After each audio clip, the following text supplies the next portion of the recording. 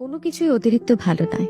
যেমন আপনি অতিরিক্ত ভালোবাসলে সহজেই দুঃখ পাবেন, অতিরিক্ত গুরুত্ব দিলে গ্যারান্টিড হেলা ফেলা পাবেন, অতিরিক্ত বিশ্বাসে বিশ্বাসঘাতকতায় জুটবে কপালে, অতিরিক্ত সহজলভ্য হলে সর্বদা মূল্যহীন হবেন, আর অতিরিক্ত ভালো হলে সবার কাছে ব্যবহৃত হবেন। অতিরিক্ত সহজ সরল হলে এই গোলকে আপনি একটার পর একটা ধাঁধা পাবেন।